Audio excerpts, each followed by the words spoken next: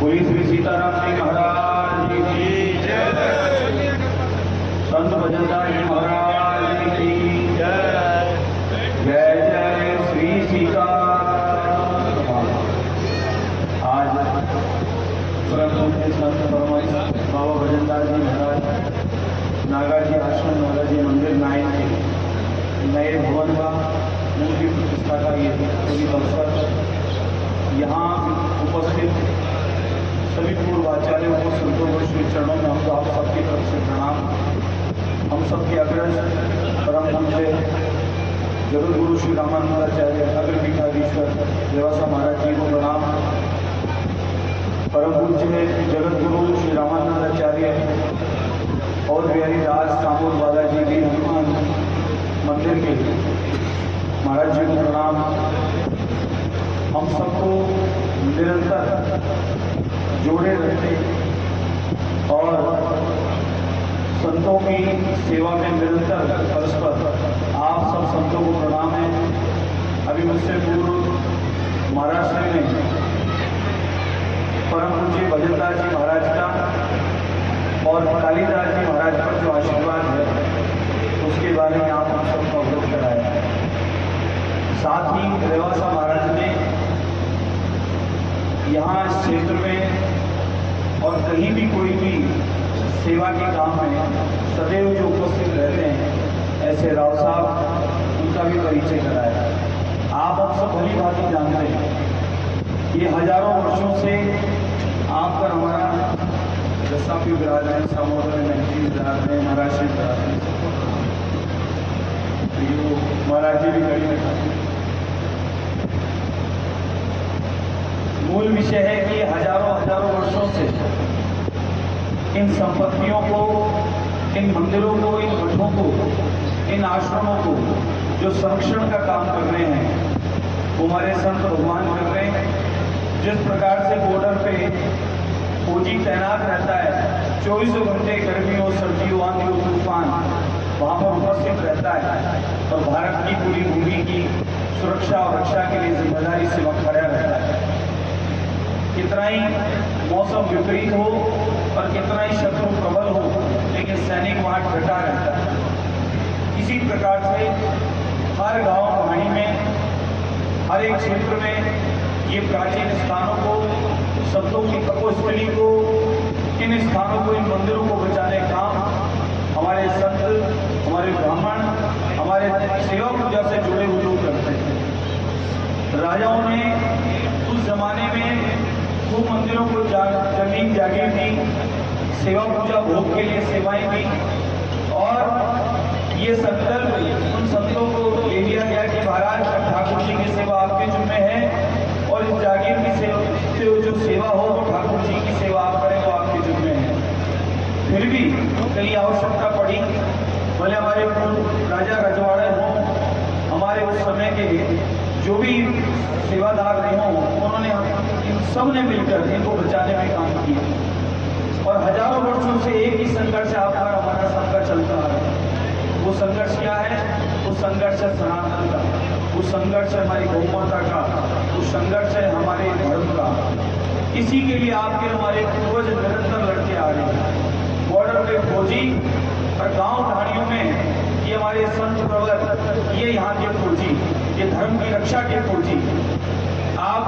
मैं बचपन से देखता आ रहा हूँ, ऐसा कोई दिन नहीं हो जहाँ रेवासा महाराज जी 2, 4, 5 अधिकारी मंत्री को खड़काते नहीं है। उसके गवाह जज साहब भी और इसलिए सिर्फ मंदिरों के लिए, मंदिरों की जमीनों के लिए, गौ माता के लिए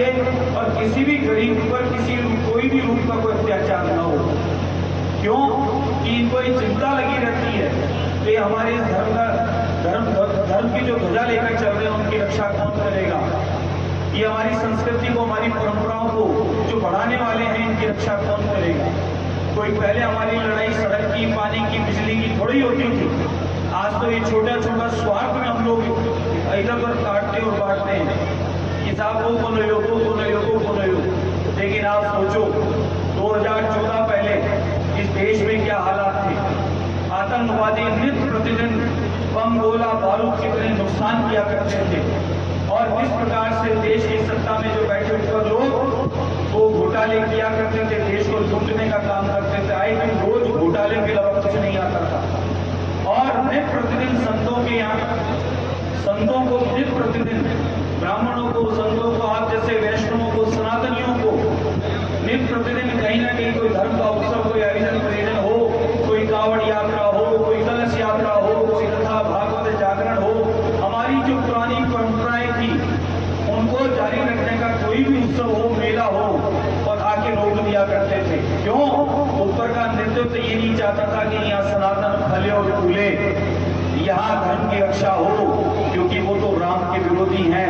राम मंदिर तोड़ने की बात करते हैं, राम सेतु तोड़ने की बात करते हैं, आतंकवाद को बढ़ावा देने की बात करते हैं, आतंकवादियों को संरक्षण देने के लिए, कोर्ट से छुड़ाने के लिए वकील खड़े करते हैं। ऐसे लोगों का समय था। लेकिन मुझे अच्छे से याद है 2012 में कुंभ का समय था। जगत गुरु वासुदेव सरस्वती जी के यहाँ महाराष्ट्र में भी उपस्थित थे और एक बड़ा धर्म सम्मेलन था। और धर्म सम्मेलन में वहां पर ये चर्चा चल रही थी कि इस राष्ट्र का नेतृत्व कैसा हो। तो एक साथ हजारों संतों के मुख से वहां एक साथ निकला था कि इस देश का नेतृत्व नमो नमो नमो जैसा हो। तब हम लोग भी अनभिज्ञ थे कि भाई नमो का मतलब कोई मंत्र है या क्या है। तब सब संतों ने कहा कि जो गुजरात का नेतृत्व कर रहा है वही इस राष्ट्र का नेतृत्व करे और राम मंदिर बनवाने का जिम्मा भी उसको दिया जाएगा। और वह आंदोलन शुरू हुआ 2014 में।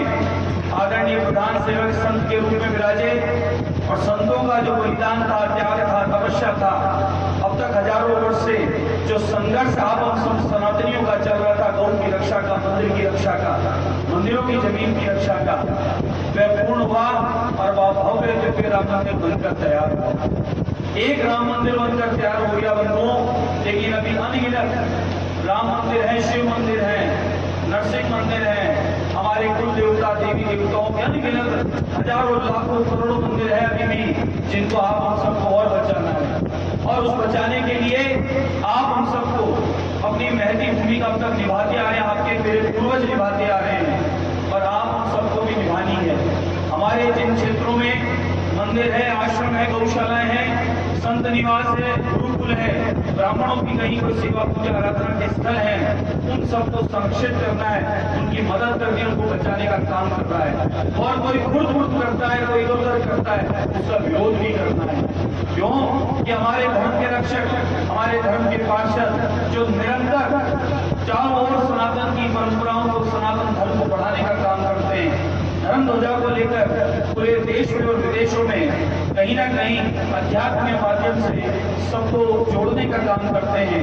हमारे देवी देवताओं की आराधना पूजन के माध्यम से, सत्संग कथाओं के माध्यम से हमारे धर्म को आगे बढ़ाने का काम करते हैं। उन सब की भी सेवा और रक्षा का जिम्मा आप हम सब सनातनियों को। मैं आज इस अवसर पे परम पूज्य कालिदास जी महाराज को बहुत बहुत प्रणाम करते हुए साधुवाद हम सब की ओर से देता हूँ कि महाराज जी, जिस प्रकार से एक पुत्र का जन्म होता है अपने पिता की संपत्ति के नाम को आगे बढ़ाने का, उसी प्रकार से आपने गुरु महाराज जी के नाम को, सम्मान को, उनके तप को, उनको भजन को आगे बढ़ाने का आप काम कर रहे हैं। और इस लाइन के आसपास पूरे क्षेत्रों में आप अपने भजन के माध्यम से, सत्संग के माध्यम से तपोस्तुति की रक्षा करते हुए आप लोग भक्तों का भी कल्याण का काम कर रहे हैं। तो मैं आपको सभी सनातनियों को यही निवेदन करूंगा कि जहां भी इस प्रकार के आयोजन हो, गौ माता की सेवा हो, कहीं इस प्रकार के संतों के निवास मंदिर हो, उनमें यथायोग्य जहां जो मन पड़े हो किया करो।